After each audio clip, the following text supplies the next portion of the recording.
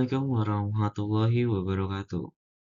Perkenalkan, nama saya Renti Aditya Fajri dari program studi D4 Teknik Informatika, kelas 1C, dengan NIM 250900091. Hari ini saya akan menyampaikan presentasi tentang konsep dasar internet dengan pembahasan yang pertama ada perbedaan internet dan intranet, kedua perbedaan internet dan extranet, ketiga VPN atau Virtual Private Network, yang keempat ada cara kerja ISP atau Internet Service Provider, dan yang kelima ada TCP/IP. Pertama, perbedaan internet dan intranet. Internet adalah jaringan global yang menghubungkan jutaan komputer di seluruh dunia. Sedangkan intranet adalah jaringan pribadi yang hanya bisa diakses oleh orang-orang tertentu, biasanya di dalam suatu organisasi atau perusahaan.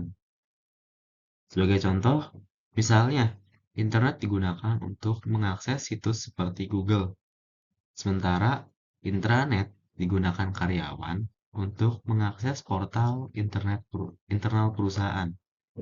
Jadi, internet ini itu sifatnya global ya teman-teman.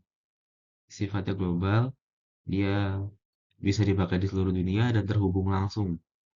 Sementara intranet ini dia hanya di lingkungan tertentu, misalnya di perusahaan gitu, terbatas. Yang kedua ada perbedaan internet dan extranet.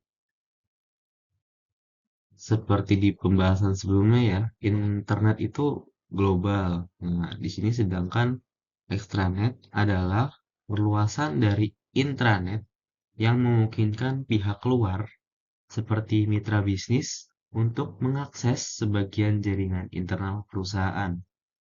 Jadi, kalau internet bersifat umum dan intranet bersifat internal, nah, extranet ini bersifat semi-private. Contohnya, perusahaan bisa memberikan akses kepada pemasok untuk memantau stok barang melalui extranet. Sebenarnya extranet ini juga aku masih belum paham. Semoga ntar dijelasin sama dosen saya. Kemudian apa itu VPN? Apa sih VPN itu? Sering dengarkan VPN. Nah, ternyata VPN atau Virtual Private Network adalah teknologi yang memungkinkan kita terhubung ke jaringan lain melalui koneksi terenkripsi. Dengan VPN, data kita menjadi lebih aman dan bisa mengakses jaringan perusahaan dari luar kantor. Misal ya sebagai contoh, karyawan bekerja dari rumah dan menggunakan VPN untuk mengakses server perusahaan dengan aman.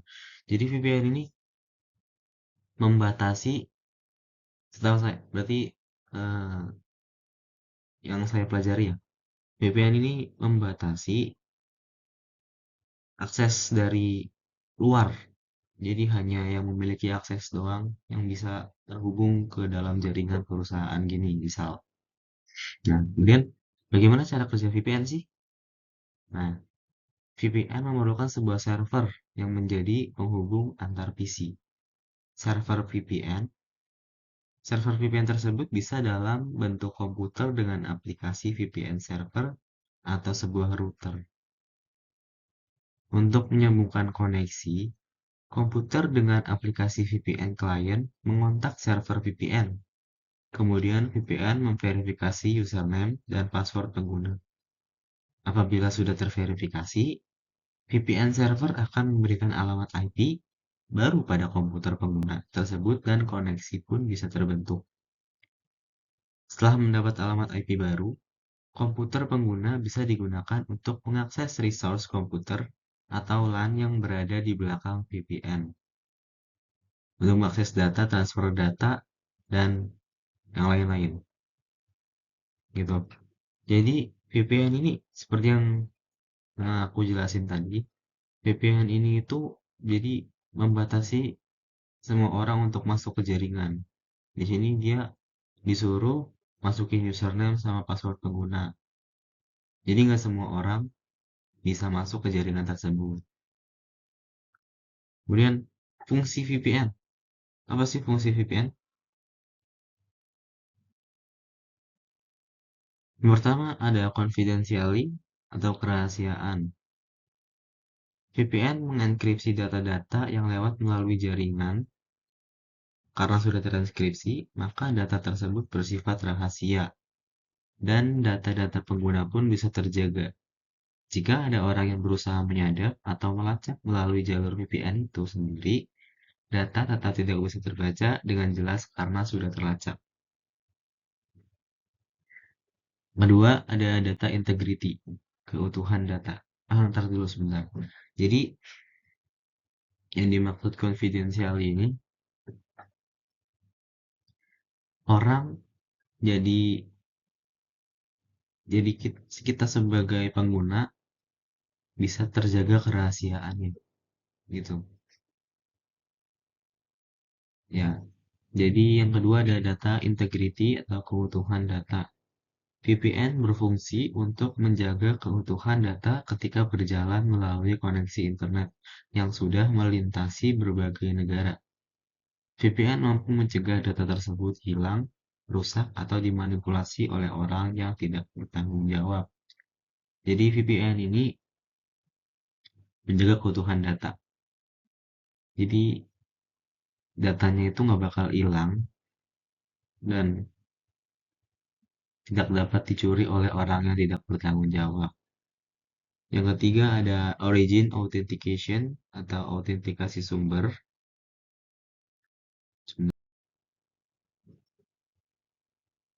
VPN dapat melakukan autentikasi dari sumber-sumber pengirim data yang diterimanya.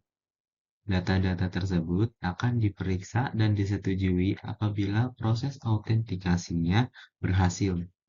Oleh karena itu, VPN bisa menjamin data-data yang dikirim dan diterima berasal dari sumber utamanya, bukan dari pihak-pihak lain.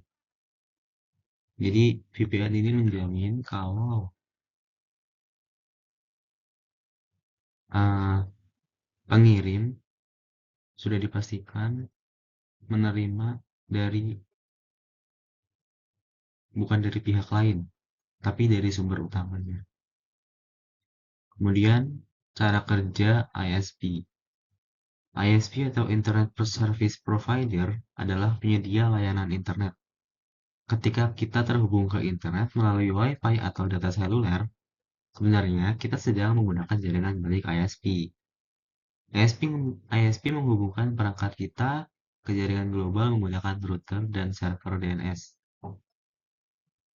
Jadi gini, internet itu kan luas.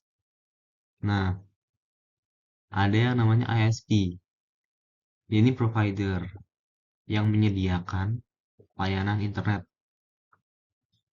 dan dihubungin ke sekolah, perusahaan, rumah-rumah, government, pemerintahan, gitu.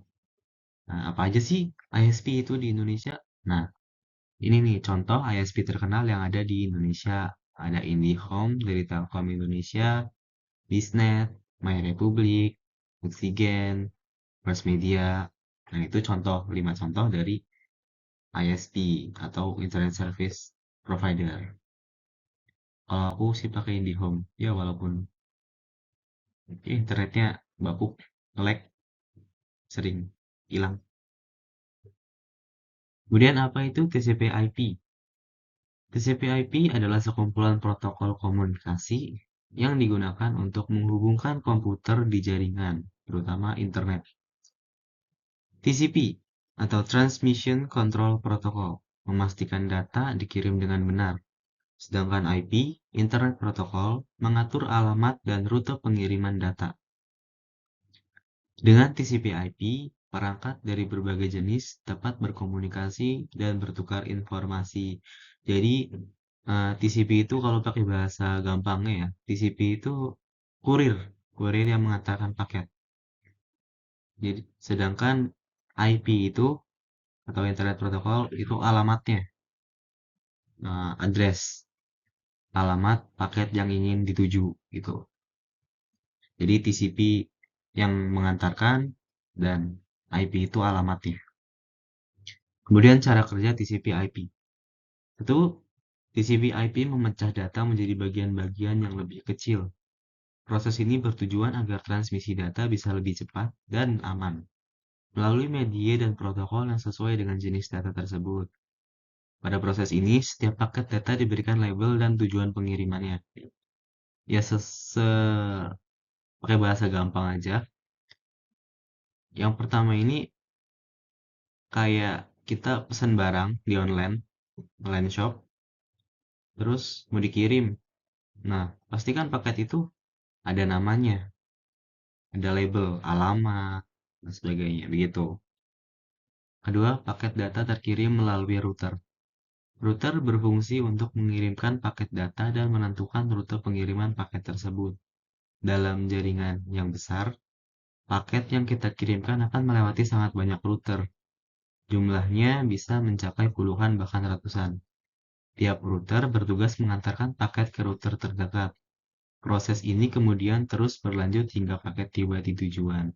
Nah, router ini kalau di bahasa gampangnya ya sebagai tempat transit. Gudang Shopee lah gitu, gudang gitu. Gitu.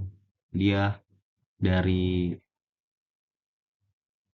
pengguna satu mengirim paket, terus ke router ini transit dulu, nyari jalur yang mana yang harus dituju, baru ketiga paket sampai di tujuan.